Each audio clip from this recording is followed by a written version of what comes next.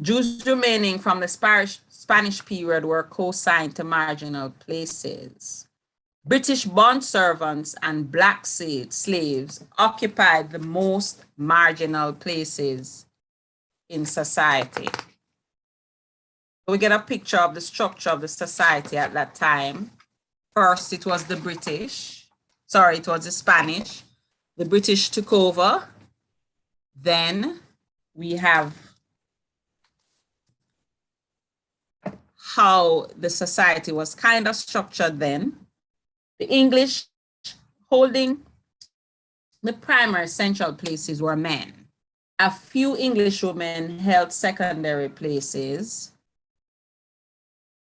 while others occupied the same positions. Hang on. While others occupied the same positions as the Jews. The females among the bondservants and the slaves constituted the largest number of females in a predominantly male society. So, in addition, the labor of the male bondservant and slave was the main focus of exploitation. So those males constituted the greatest political threat to the place structure. All these factors meant that the females would be the ones to benefit from the little mobility possible in a society of servitude. We get in a sense of what the structure of the society looked like back then. This mobility enabled women to move from a more marginal or less marginal position, or even to a secondary central position, but certainly never to a primary central place. At its inception then in modern Jamaican society, place was operationally assigned on the basis of race and gender. So, we got that, guys? Race was primary and gender secondary.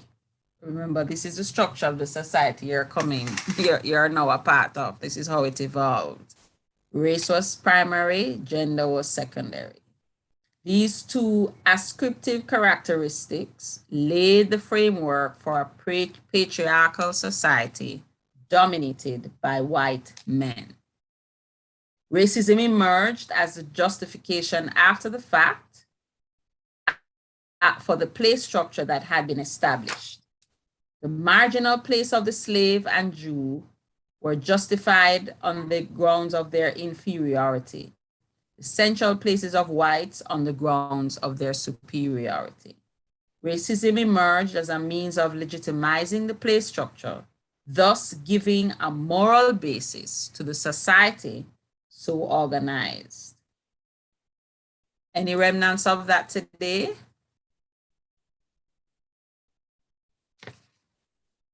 Hello?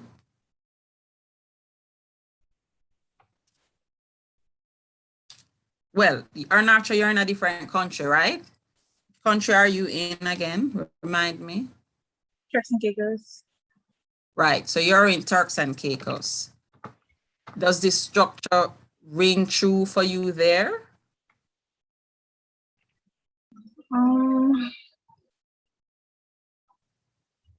I think I missed the part of what you were saying. You were talking about, you said how gender is primary, you said, and secondary. Right.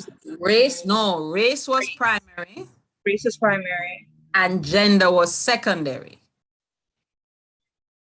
This is in Jamaican society, 1655, after the British took over from the Spaniards. Right? So remember, since 1494, Columbus came, discovered what was already here, and then they would have ruled until 1655 when British won whatever war or displacement happened. The British then took over, the Spanish fled, but there were still remnants of the Spaniards within the structure at the time. And so what I described was the emergence of the structure within that post-Spanish society. So it talked about where the different people were placed. The Jews remaining from the Spanish period were co-signed to marginal places, which means they were not a central part of the structure of society and influence. The bond servants and black slaves occupied also the same place as the Jews. They didn't have any power really. The English held primary central places, and these were men, white men. A few English women held secondary central places, which means they were like beside the white men on the periphery. And while others occupied the same position as Jews. So the Jews were at the base, the blacks and the bond slaves were at the base of the society, basically. Then you had the women and the women who were beside the men. Got the structure? Yes, miss. Okay, So, yeah. right. So I'm asking you, Ernatra, if in any case, is it like that? Or in You hearing me, the, miss? I mean, if it Yes. was like that in Turks, I mean, yeah, because we experienced the same thing. Columbus came there, I think before he visited Jamaica, it would have been 1492. You just said he came to Jamaica in like 1494, you said? 1494 was his visit. So he He would have visited Turks, discovered Turks first, in then 1492. came to us, right? Which was then inhabited by like the what are they called? Tanos. The Tainos, the Arawaks, right? Indians, Taino Yeah. Indians, right? Mhm. So, but the question is, would you say that the Turks and Caicos society was similar in that sense, where I don't know who would have been ruling at that time? Is it the same history? Because the Spaniards were there. Similar Similar. history. You had the Spanish, you had the French, and so forth. And then after that, the British. Okay. So similar. Yeah. Okay, so racism, Tevon, you had something to say? Mr. Gale, welcome. You still don't do some of my work yet, but okay. Yes, miss. You hearing me now? I'm hearing you. I wasn't hearing you before. Go ahead. Yes. You said something about the men and the women on the same level. No, I didn't. Oh. I talked about the structure of the society when the Spaniards fled and the British took over in 1655. So what I was speaking of, not that the women were on the same level. The women were on the same level as the Jews and blacks, which was at the lower part of the societal structure. And then you had women. The thing is, you hearing me, miss? The thing is, you're breaking up, so.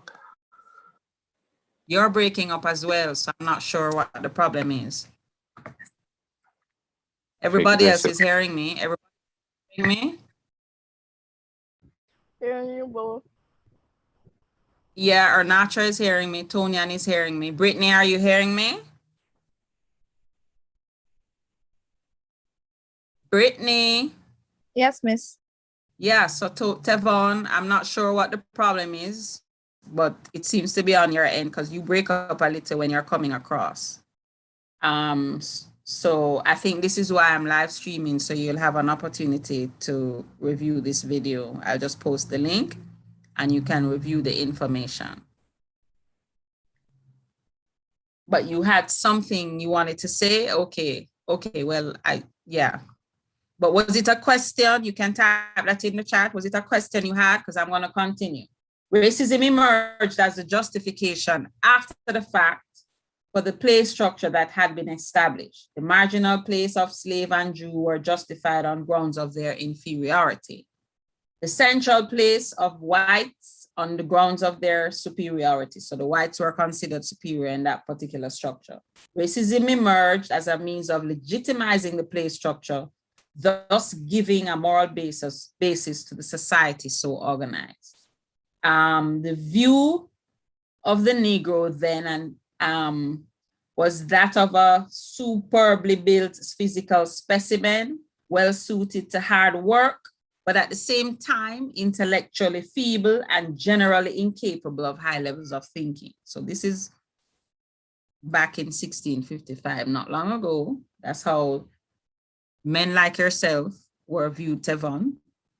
And we're looking at the development of education within the Jamaican society and structure. So therefore, I'm setting this premise so that we can now leap forward. The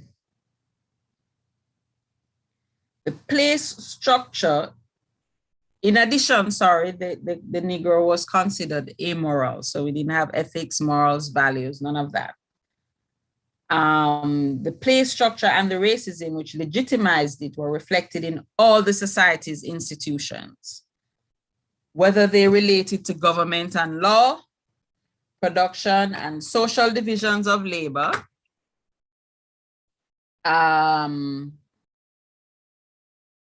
social stratification, education, socialization, or culture. So pretty much all aspects of the society, in all aspects of the society, this is how the Negro was viewed in Jamaica. Because usually when we look at this type of history, we think about it from maybe a North American or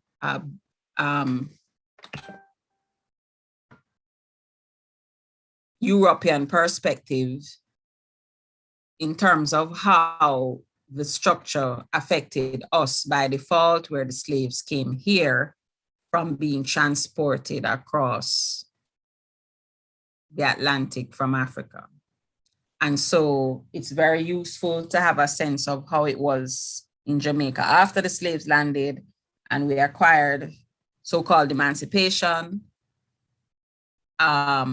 What was happening? How did our social structure develop into how did we educate our people? So some mulattoes, and I've already established that within pretty much all areas of society, we didn't have much say. We're at the base, we're immoral, we don't have no sense, especially the men. The women were kind of like back there somewhere doing housekeeping. So some mulattoes, offspring of Black women, white male liaisons, came to occupy places similar to those of the Jews. So not at the base, but maybe second tier.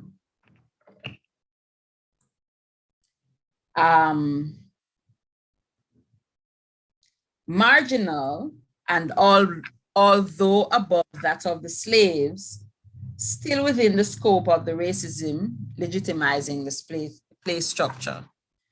The sexism in the society was a carryover into Jamaican society of the sexism legitimized in Europe and African societies of that time. Like racism, sexism is a justification after the fact of male seizure of the central places, although its evolution is not so easily documented.